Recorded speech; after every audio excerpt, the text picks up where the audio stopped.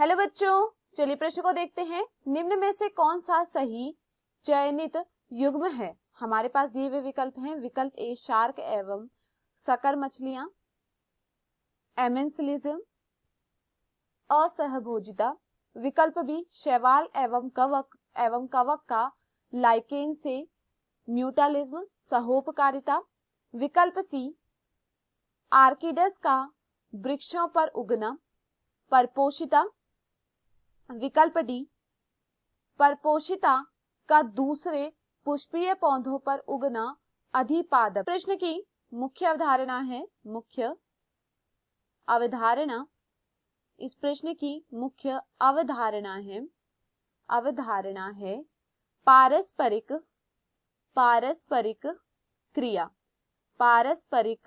क्रिया। देखिए, अगर बात की जाए पारस्परिक क्रिया के विषय में, तो देखिए पारस्परिक क्रिया क्या होती है?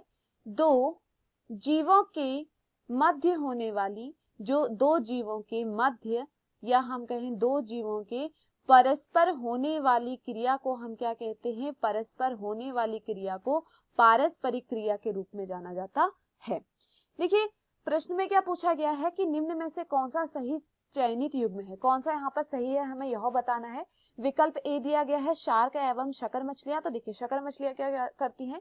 शार्क से चिपक करके क्या करती हैं? एक जगह से दूसरे जगह जाती हैं तथा भोजन लेती हैं।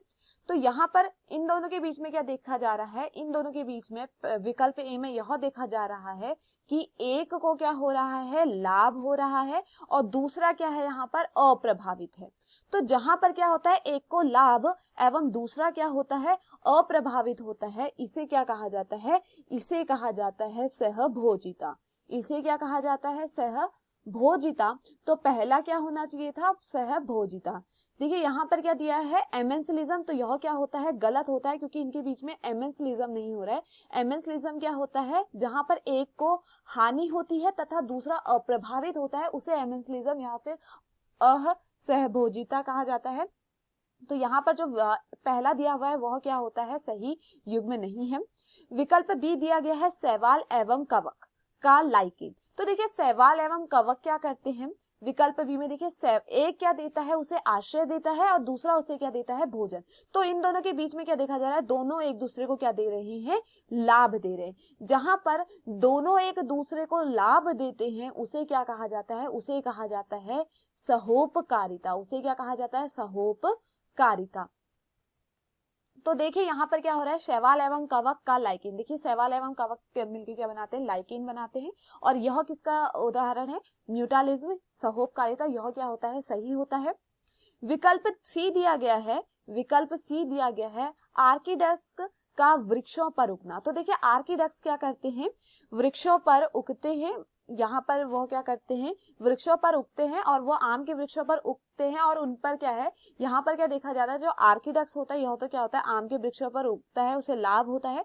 लेकिन जो आम का वृक्ष होता है, उसको ना ही कोई लाभ होता है और ना ही कोई हानि होता है। तो यहाँ पर क्या देखा जाता है? कि वह अप्रभावित होता है, आम का वृक्ष। तो इनके बीच में देखा जाता है सहभोजिता। इनके बीच में क्या देखी जाती है? सहभोजिता देखी जाती है।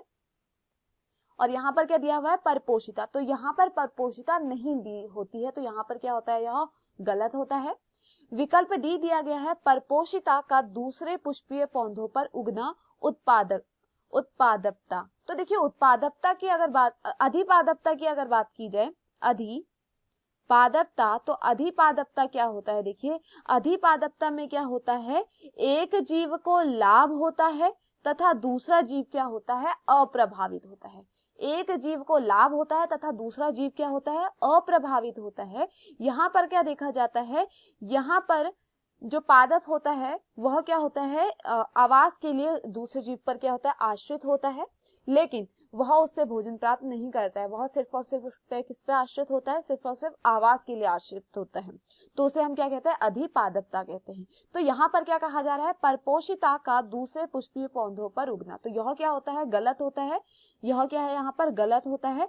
तो जो दिए हुए विकल्पों में जो हमारा सही विकल्प है वह है विकल्प बी। यहाँ पर जो सही युग्म है वह है विकल्प बी। तो मैं आशा करती हूँ आपको यह समझ में आया हो। धन्यवाद।